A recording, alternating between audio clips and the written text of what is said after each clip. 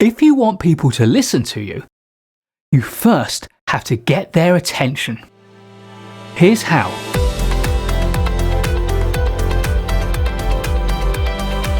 Speaking so people listen starts before you even open your mouth. Because first, people have to decide whether they think you are someone worth listening to.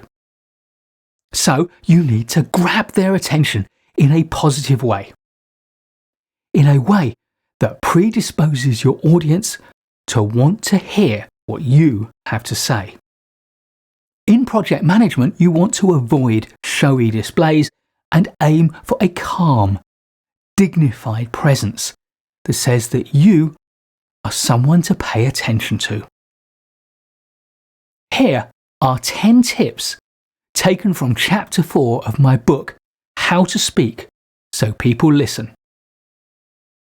Number 1, confident posture. The single biggest effect on your personal impact is your confidence. And the one thing that signals your confidence is your posture. Have an upright, symmetric and open posture. And that says you're confident with your place in the room. Adopt a confident posture when you meet stakeholders, when you meet your boss, when you enter a room, or when you step in front of an audience for a presentation. Number 2, power pause. Pauses demonstrate deliberateness, confidence, and control. Before you say anything important, take your time. When you step into a room, before you speak to anybody, pause. When you step onto a platform, before you start your presentation, survey the room. Look and see all the people in there. And in your mind, mentally think, this is my space. You are my audience. Pause before you start. If you wait for your audience to quieten down, then you don't have to ask them to be quiet. When they give you their silence, you have control. Now, when you speak, they're ready to listen. Number 3, positive relaxation. Getting your posture and demeanour right can make all the difference between, at one extreme, seeming tense and uptight, and at the other extreme, laid back and couldn't care less. The secret is balance. A balance between upright, confident, and relaxed. This is positive relaxation. Imagine your body is being drawn upwards by a silk thread, but all your muscles are relaxed, so there's no tension in you. This will allow you to breathe easily, and it will convey confidence to your audience. Take a few deep breaths, relax your muscles, and let your spine lengthen and your head rise just a little bit. Now imagine that your energy fills a sphere around you. And as you imagine that sphere, imagine it expanding gently to fill the whole space you occupy. This is a great exercise to practice during your power pause.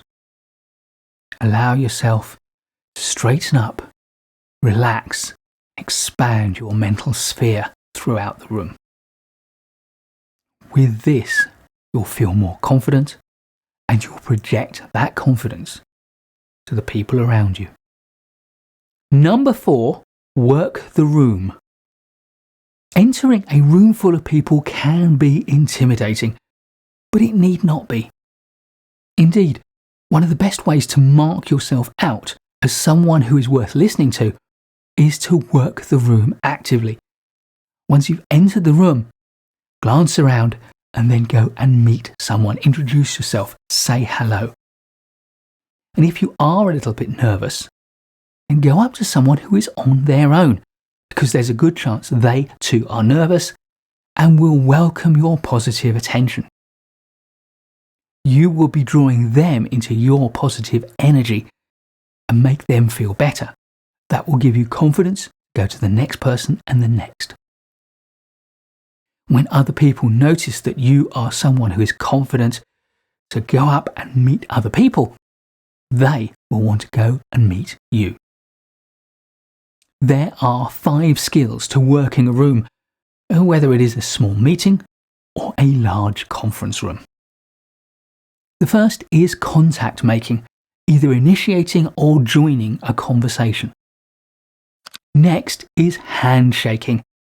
Make sure you get that all-important ritual right. Then there is ice breaking, starting a fresh conversation. Turn taking is moving from one conversation to another. And attention raking is attracting attention to yourself in a positive manner. Number 5, dress to thrill. It's wrong. I know it and you know it, but we all make judgments about people from what we see. As a result, your choice of clothes can profoundly affect the judgments people make about you. This may not be right, but you do at least have the option to make a choice about how you dress. So, why not? Why not choose the clothes that are going to make people just a little bit more likely to assess that you are someone worth listening to? Choose the right clothes for the situation and for the audience, and wear them well. As a rule of thumb, choose styles and conventions which match the expectations of those people in that situation. If you're going to do something different, then dress half a notch above the level you're expecting of the people in the group. A whole notch may well distance you from them, may well make them wonder whether you're the right person to be there. But that little half notch will tell them that you are someone important in the room. We trust the people who are like us, and we value people who have credibility. And your choice of clothes says all that about you in a subliminal way. Clothes are nothing more than a shorthand in the world of work. Number 6, eye contact. Good eye contact is one of the 7 things that make us likeable. So, what are the others? Well, I'll save 3 for the readers of the book and suggest 2 more. Number 7, smiling. A natural smile says openness and confidence like nothing else does. But it does need to be a natural smile. Oh, and here's a bonus fact. Happier people tend to live longer, happier and healthier lives. It's what I call the felicity factor. Number 8, compliments. Another thing that makes people like you is honest, genuine compliments. When you spot something that someone says or does and you genuinely appreciate it. People like people who pay them compliments. But they do need to be sincere because, just like fake smiles, fake compliments mean less than nothing. Number 9, hook. Your first words need to convince your audience, if they weren't convinced already, that you are worth listening to. You need to hook them. The masters of short attention span engagement are marketers and advertisers.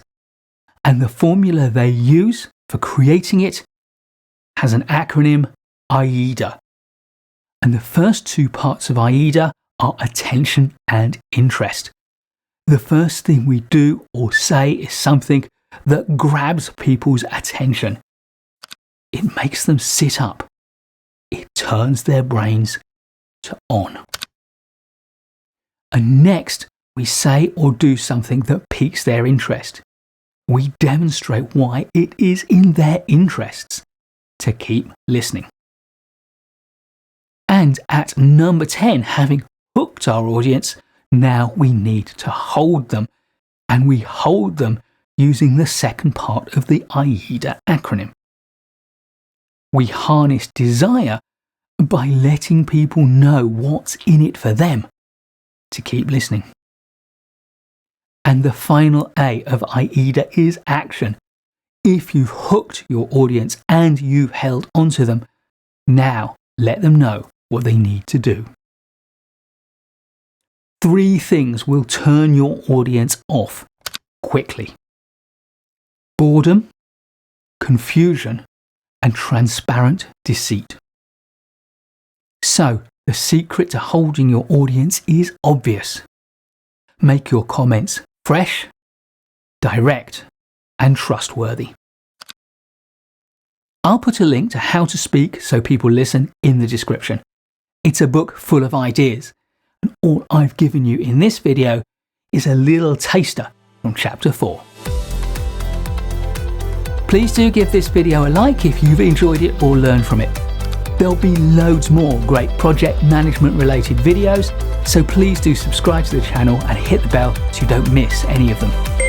And I'll look forward to seeing you in the next one.